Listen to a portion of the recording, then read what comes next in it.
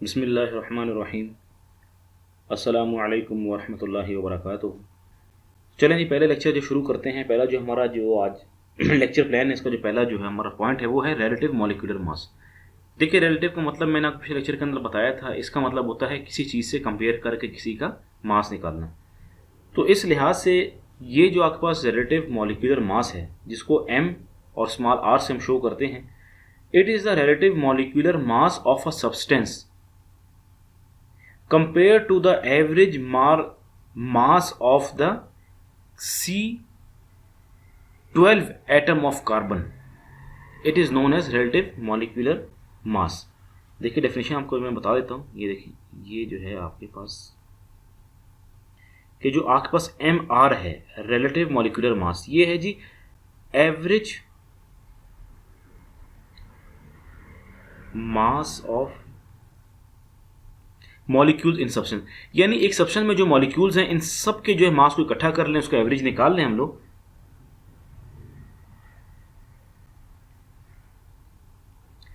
इसको फिर हम डिवाइड करते हैं जी मास ऑफ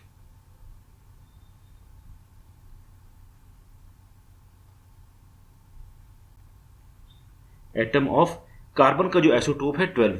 इसके तो सीज हमने पढ़ लिया था, आइसोटोप क्या होता है और जो है 12 क्या है आपके पास 1/12 मल्टीप्लाई बाई ये देखें, ये जो है इसका देखें ये आपके पास रिलेटिव है, यानी रेशो है। एक दूसरे से हमने कंपेयर करके जो है हमने इसको फार्मूले को निकाला है। तो इसके कोई यूनिट्स नहीं है। Is equal to having no units. मैं आपको यहां पर कर दूं, हैविंग नो यूनिट्स। ये देखिए, सबसे जो है इंपॉर्टेंट चीज़ ये चीज़ है कि इसके यूनिट्स होते ही नहीं है, क्योंकि हमने ज़ाहिर बात है ऊपर भी मास आ रहा है, नीचे भी मास आ रहा है, मास मास से कैंसिल हो जाएगा, तो उसके यूनिट्स की बनेंगी नहीं। सिंपल जो दूसरे अल्फाज में ऐसे बनेगा, करना भी चाहें आप लोग तो kg divided by kg cancel हो जाएंगे, यानी 1, कोई जो इसके यूनिट्स नहीं होगा। चलिए आ जाएं जी मॉलिक्यूलर मास की तरफ।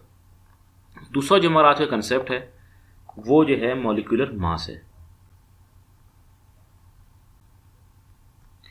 मॉलिक्यूलर मास को हम लोग कैपिटल M से शो करते हैं। ये सिंपल है, बहुत आसान है। It is the average mass of molecules present in a substance is known as molecular mass. यानी जो आपके पास एक मॉलिक्यूल है, आपके पास जो एक सब्सटेंस है, उसके अंदर जितने मॉलिक्यूल्स हैं, मिसाल तौर पर शुगर ले लें। शुगर के अंदर आपके पास कार्बन भी है, शुगर में आपके पास हाइड्रोजन भी है, शुगर में आपके पास जो है ऑक्सीजन भी है। इन सब के जो है एटॉमिक मास को आप जमा कर लें, उसको सम अप करके लिख दें, ये आपके पास कहलाएगा जी मॉलिक्यूलर मास। सिंपल है। तो मैं डेफिनेशन लिख दूं, average mass of molecules of a substance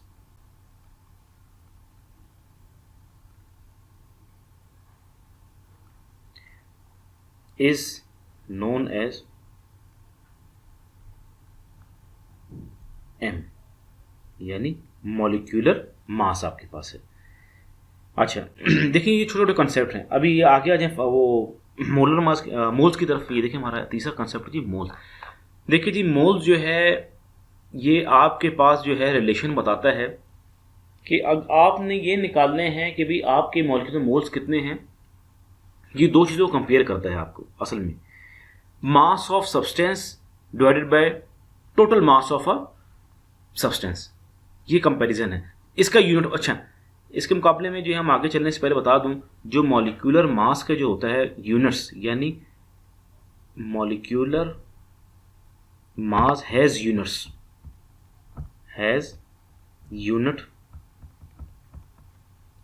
as, इसके यूनिट्स होते हैं।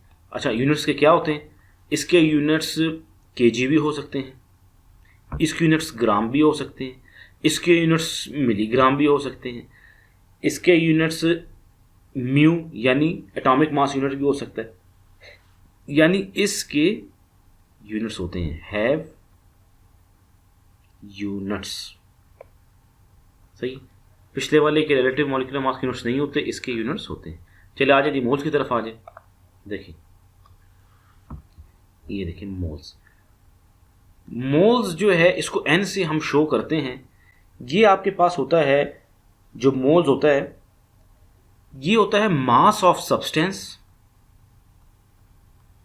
मास ऑफ सब्सटेंस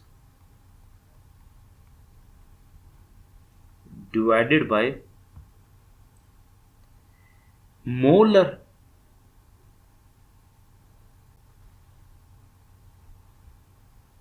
मॉलिक्यूलर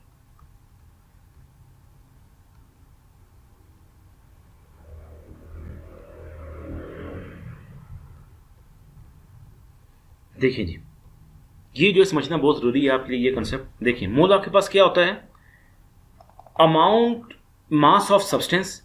यानी मिसाल के तौर पर आपके पास शुगर है, शुगर में कार्बन भी है, हाइड्रोजन भी है और आपके पास जो है ऑक्सीजन भी है। आपने इसके मोल्स निकालने, आपने सिंपल क्या करना है, जो मास है सब्सटेंस का उसको डिवाइड कर दें molecular mass of a substance से, तो आपके पास जो है ये मोल्स आपके पास आ जाएंगे। अच्छा, इसमें देखें एक बात समझने की ये है कि इसमें जो मॉलिक्यूलर मास है ना, इसको बाज़ जो है बुक्स के अंदर या बाज़ जगह जो है ऐसे भी लिखा हुआ है, यानी मोल्स ऑफ सब्सटेंस, मतलब n is equal to mass of substance divided by molar mass. Molecular mass जगह उन्होंने लिखा हुआ है मोलर मास, तो ये एक ही चीज है, मोलर मास, यानी पूरे सब्सटेंस का जो मोलर मास है इसको भी m से ही शो करते हैं। और अगर आपने यहीं से जो है मोलर मास की डेफिनेशन निकालनी हो तो सिंपल है, ये देखें आपके पास क्या हो जाएगा, इसको आप उस साइड ले जाए तो ये वहां जाके मल्टीप्लाई हो जाएगा और इस चीज को आप लोग इधर लिए, तो क्या हो जाएगा, molar mass m is equal to mass of substance divided by moles of substance.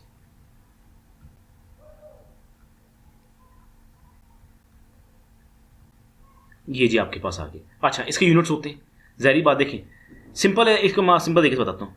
मास है तो ज़ाहिर बात है इसके यूनिट्स क्या होंगे, केजी होंगे।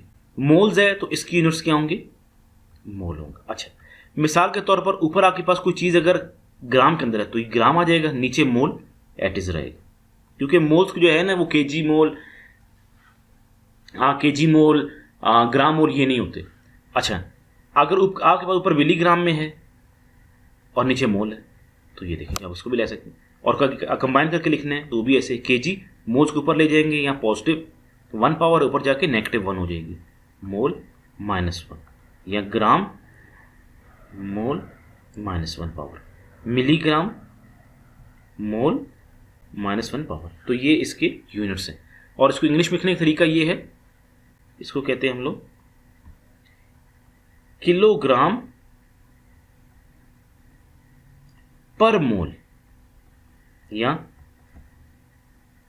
ग्राम पर मोल या मिलीग्राम पर मोल। ये देखिए लिखने के तरीके। और अगर आपने और इसको जो इंग्लिश में लिखना है या बुक्स में देखना है तो ये होता है किलोग्राम पर मोल, और यहाँ पे इसी तरह हो जाएगा ग्राम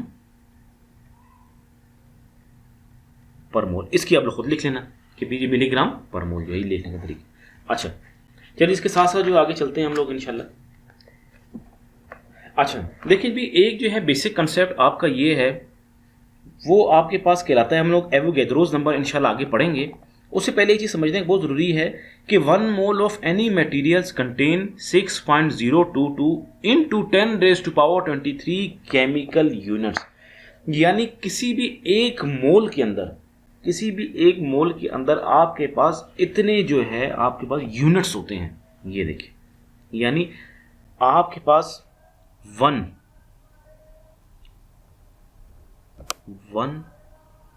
मोल ऑफ एनी मटेरियल, कोई भी carbon, hydrogen, oxygen, boron, phosphorus, sulphur, जो भी आपके देर के अंदर आता है, उसका अगर आपके पास 1 mole of any material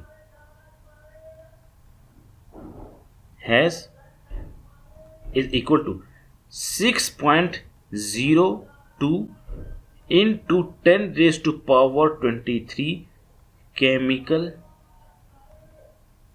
units, ये आपके पास होता है। अच्छा, इसी हवाले से अगर आप लोगों ने इसी लेक्चर को मतलब इसी के साथ साथ चलिए मैं आपको एक और कॉन्सेप्ट बताता हूँ आपको एवोगैड्रोस नंबर का।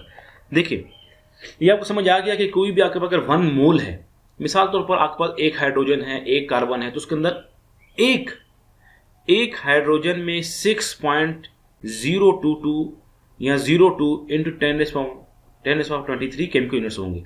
अगर 2 मॉलिक्यूल्स होंगे तो 2 मल्टीप्लाई बाय 6.02 इंटू 10⁻23। अगर 4 मॉलिक्यूल्स होंगे 4 multiply by 6.022 into 10⁻23 chemical units. चलिए जी, इसके साथ जो एक मतलब नया कंसेप्ट हम लोग पढ़ते हैं जिसका नाम है जी आपके पास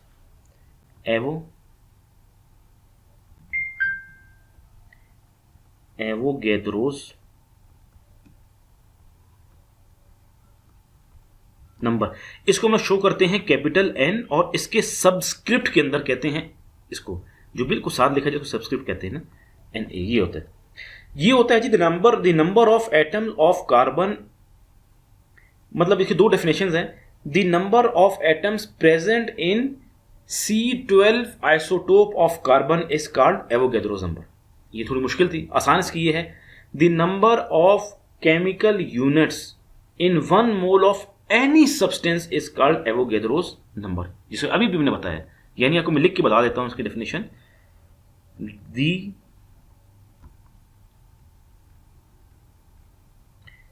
नंबर ऑफ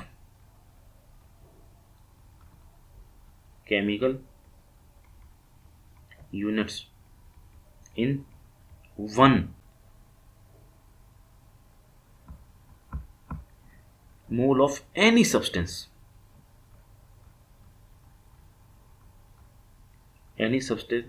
इज कॉल्ड, ये देखिए मैं आपको लिख के बता रहा हूं, इज कॉल्ड Na, यानी एवोगैड्रोस नंबर। मैंने पूरा कंप्लीट नाम नहीं लिखा, जस्ट जो शॉर्ट करने के लिए। तो ये आपके पास हो गया जी एवोगैड्रोस नंबर। अच्छा, चलें जी इसी अभी आगे कंटिन्यू करते हैं इसी लेक्चर को। अच्छा, अभी एक एग्जांपल हम लोग करते हैं, आपको और क्लियरफाई हो जाएगा कि देखिए जी आज हमने ये भी एवोगैड्रोस नंबर भी पढ़ लिया। ये देखिए जी हमने जो है ना ये जो हमारा मेन कंसेप्ट था ये भी हमने पढ़ लिया। ये एवोगैड्रोस नंबर आपका आगे यूज होता रहेगा, इसका कंसेप्ट बार बार आपके आता रहेगा। अच्छा, चलिए हम एग्जांपल करते हैं जी आपको समझाने के लिए। अच्छा, एग्जांपल देखिए, हम एग्जांपल करते हैं। कह रहे हैं कि भी आपके पास मिसाल के तौर पर एक है मोलर मास।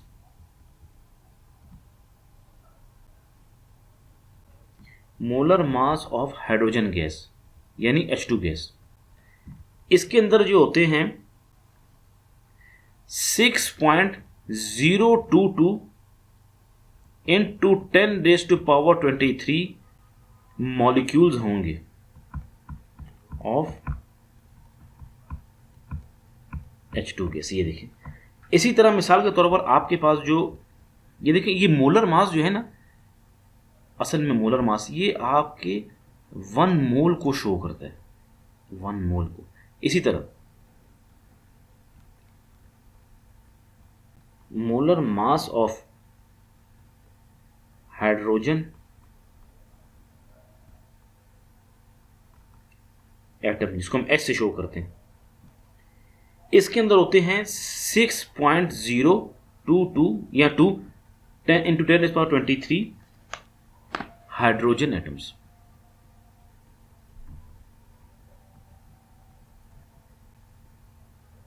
देखिए जी, सिंपल जो है आपको बताने का मकसद ये था कि आपके पास चाहे गैस हो, चाहे आपके पास एटम हो, चाहे मॉलिक्यूल्स हो या कोई भी सब्सटेंस हो, अगर उसका 1 मोल है तो 1 मोल में इतने मॉलिक्यूल्स होते हैं। 2 होंगे तो 2 मल्टीप्लाई कर दें आप।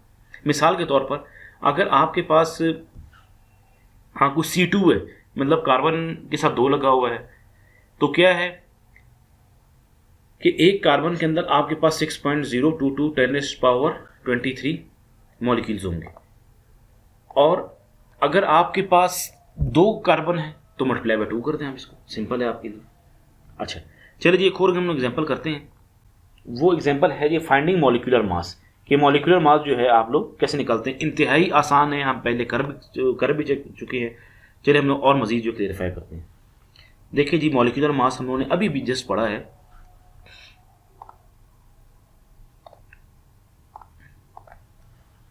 ये देखें जी, मॉलिक्यूलर मास को हम लोग शो करते हैं जी m से, कैपिटल M से।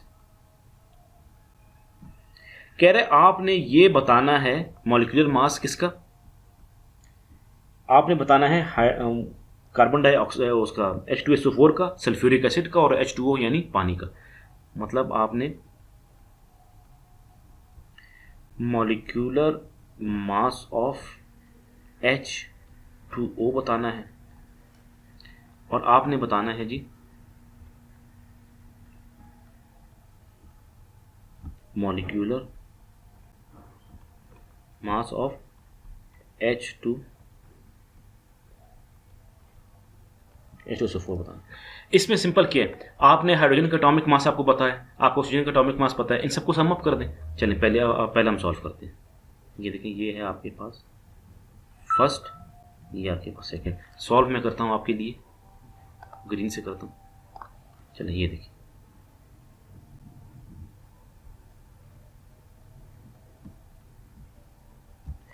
मॉलिक्यूलर, अच्छा देखिए भी इतना बड़ा लिखने की बजाय मैं सिंपल ना कैसे लिखता हूँ,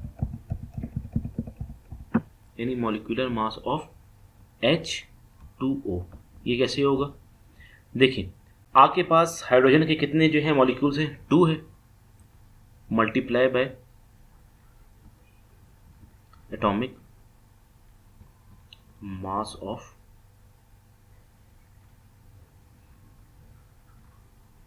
हाइड्रोजन, ये प्लस मॉलिक्यूल्स कितने आपके पास ऑक्सीजन के 1 है, 1 multiply by atomic mass of.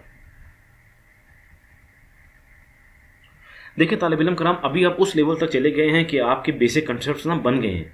तो आपको दोबारा जो है ना ये चीज़ें मैं आपको सिंप्लीफाई करने के लिख के बता रहा हूँ ताकि समझना आसान हो। लेकिन आप लोग का भी कंसेप्ट बन गया है कि देखें भाई ज़ाहिर बात है 2 को मैंने मल्टीप्लाई करना है एटॉमिक मास से, तो आप एटॉमिक मास से लिखें, 2 को मल्टीप्लाई कर दें। कैसे, आप जो है इसके बगैर करना सीखें ताकि आपको समझना मतलब जो है समझ आना शुरू हो जाए। 2 मल्टीप्लाई बाय, आपको पता है इसका एटॉमिक मास कितना होता है, 1 होता है हाइड्रोजन का, प्लस ऑक्सीजन का आपको पता है 16 होता है। तो 2 multiply by 1 2 plus 16 multiply 1 16 is equal to 18। ये आपके पास है जी एटॉमिक मास यूनिट। इसका ये भी यूनिट हो सकता है, इसका केजी यूनिट्स भी हो सकता है, इसका ग्राम भी हो सकता है, इसका कोई भी हो सकता है। तो हम लोगों ने सिंप्लीफाई करने के लिए जो है इसका AMU लिखा है, क्योंकि उन्होंने कोई यूनिट्स दिए नहीं हुए, तो हम लोग एटॉमिक मास यूनिट लिखेंगे। सही है, तो देखें भी कितना आसान था। चलिए अभी H2SO4 को इसी तरह शॉर्टकट तरीके से करते ताकि आप लोगों को चीज़ों को आसानी से और तेज़ी से करना आ जाए, आप नहीं बताने। तो क्या होगा, 2 मॉलिक्यूल्स हैं हाइड्रोजन के, मल्टीप्लाई बाय 1 प्लस सल्फर का 1 मॉलिक्यूल है, मल्टीप्लाई बाय 32 जो इसका एटॉमिक मास होता है सल्फर का। ऑक्सीजन के कितने मॉलिक्यूल्स हैं, 4 4 मल्टीप्लाई बाय 16, तो ये क्या आ जाएगा, 2 आ जाएगा प्लस 32 आ जाएगा और ये आ जाएगा 64। अच्छा ये जो 4 है, ये जो 2 है, ये शो करता है कितने मॉलिक्यूल्स हैं। हाइड्रोजन के 2 मॉलिक्यूल हैं सल्फर के अंदर और सल्फ्यूरिक एसिड में, और सल्फर का 1 मॉलिक्यूल है सल्फ्यूरिक एसिड में। ऑक्सीजन के 4 मॉलिक्यूल्स हैं सल्फ्यूरिक एसिड के अंदर। आप जब इन्हें सम अप करेंगे तो आपके पास क्या हो जाएगा आंसर, 98 म्यू या AMU इसके यूनिट्स आपके पास बन गए। देखें जी इतना आसान था। इसी के साथ मेरे मोहतरम तालिब इल्म कराम, उम्मीद है आज का लेक्चर आपको समझ आ गया होगा।